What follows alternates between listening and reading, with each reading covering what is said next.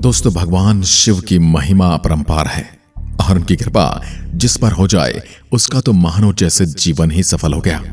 शिव हमेशा अपने भक्तों की हर मनोकामना को पूर्ण करते आए हैं और आज हम आपको शिव भक्त और उनके बीच की एक ऐसी कहानी बताने वाले हैं जो केदारनाथ से जुड़ी है। ये कहानी उस भक्ति की है दोस्तों, जिसकी भक्ति से प्रसन्न होकर भोलेनाथ केदारनाथ मंदिर से बाहर तक आ गए थे। ये कोई कहानी नहीं है बल्कि उस भक्त की आप बीती है जिसने भगवान शिव को मंदिर से बाहर आने पर विवश कर दिया। इस घटना से हमें यह पता चलता है कि भोलेनाथ सच में दयालु हैं, बस उन्हें बुलाने की देर है। वो तो भक्तों के लिए कुछ भी कर जाते हैं। तो आइए जानते हैं क्या है पूरी कहानी। केदारनाथ में भगवान शिव का बहुत ही प्राचीन और पवित्र मंदिर है, जहां लाखों की संख्या में भक्त भगवान शिव के दर्शन करने आते हैं। यह मंदिर भगवान शिव के 12 ज्योतिर्लिंगों में से एक है। तो हमारी आज की कहानी उस निर्धन व्यक्ति की है जिसके पास शिव भक्ति के अलावा और कुछ नहीं था।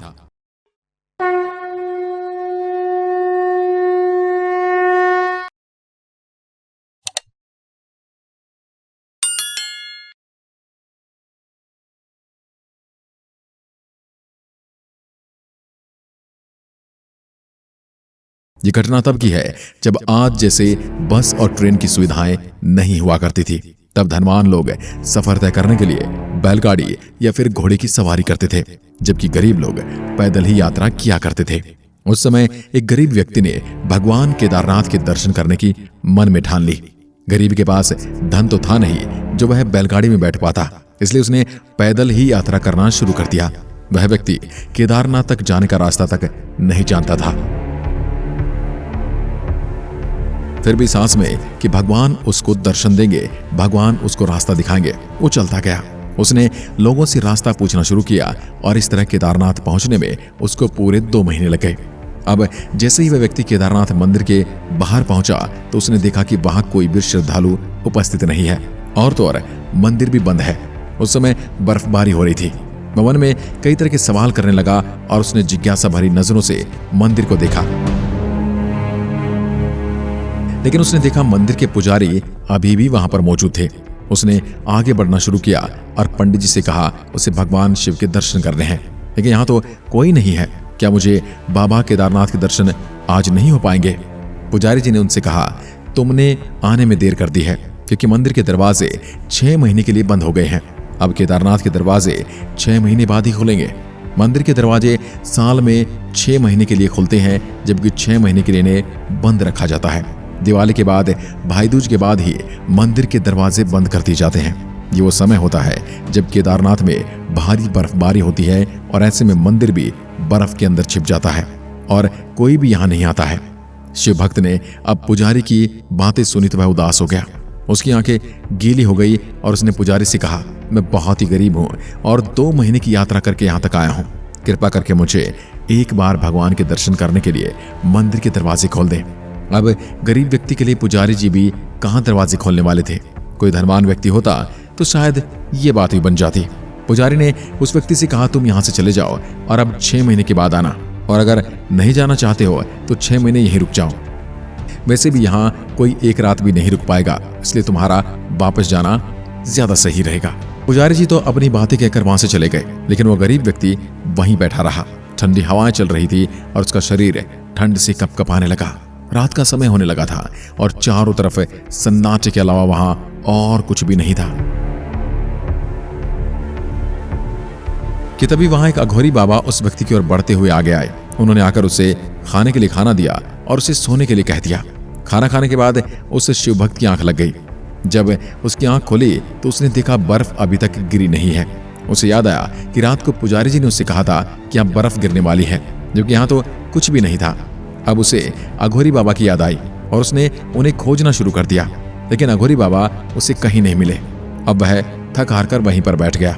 तभी उसकी नजर सामने पड़ी, जहां पंडित जी अपने कुछ सेवकों के साथ मंदिर की ओर बढ़ रहे थे। उसने पुजारी जी से पूछा क्या मंदिर के दरवाजे आज भी खुलेंगे? तब पंडित जी बोले आज 6 महीने की ठंड के बाद अक्षय तृतीया के शुभ दिन मंदिर के पट खोले जाएंगे। तब उसने कहा आपने तो कल रात कहा था कि मंदिर के दरवाजे 6 महीने बाद ही खुलेंगे। भक्त की बात सुनकर पुजारी को याद आ गया और उन्होंने कहा, तुम तो वही हो जो 6 महीने पहले दर्शन करने आए थे, लेकिन दरवाजा बंद होने की वजह से दर्शन नहीं कर पाए थे। इस पर शिव भक्त ने कहा, 6 महीने पहले नहीं, मैं तो कल ही यहाँ आया हूँ और रात में यहीं पर सोया था और सुबह आप आ गए। इसमें 6 महीने कहाँ से हो गए? उसकी बात सुनकर पुजारी हैरान हो गए कि वो उनसे कैसी बातें कर रहा है। अब उनके दिमाग में बाबा केदारनाथ के चमत्कारों की कहानियां घूमने लगी। उन्होंने फौरन कहा, कल रात तुम्हारे साथ यहाँ क्या हुआ था, मुझे बताओ। तब शिव भक्त बोला, कल रात मुझे ठंड लग रही थी और तभी एक अघोरी बाबा यहाँ आए। उन्होंने मुझे खाने के लिए खाना दिया और मेरे लिए आग भी जलाई थी, जिसके बाद मैं सो गया था और सुबह उठकर मैंने उन्हें यहाँ वहां ढूंढना भी शुरू किया, लेकिन वो कहीं नहीं मिले। उसकी कहानी सुनकर पुजारी और सेवकों की आंखें भर आई।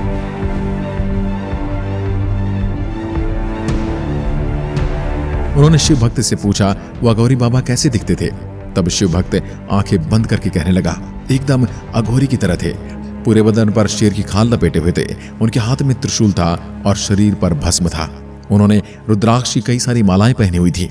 उसकी बात सुनकर पुजारी और सेवक समझ गए कि कल रात उस व्यक्ति को भगवान शिव ने दर्शन दिए हैं। उन्होंने हर हर महादेव का जाप शुरू कर दिया और उसके चरणों में गिर गए। पुजारी कहने लगे, तुम धन्य हो, तुम्हारे पास स्वयं चलकर भगवान शिव आए थे, जिन्होंने अपनी योग माया से तुम्हारे 6 महीने को एक रात में बदल दिया, कालखंड को छोटा कर दिया और समय के साथ खेलने की शक्ति भी तो महादेव के पास ही है।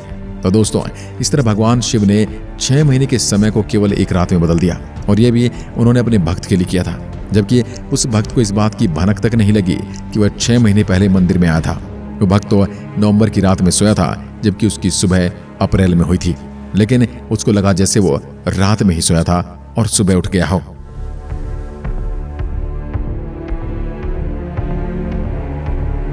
ऐसे हैं महादेव जो अपने भक्तों के लिए कुछ भी कर सकते हैं। जो पुजारी इतने सालों से भगवान शिव की पूजा अर्चना करने के बाद भी उनके दर्शन नहीं कर पाए, वहीं वो भक्त केवल केदारनाथ आने पर ही उनके साक्षात दर्शन करने में सफल हो गया।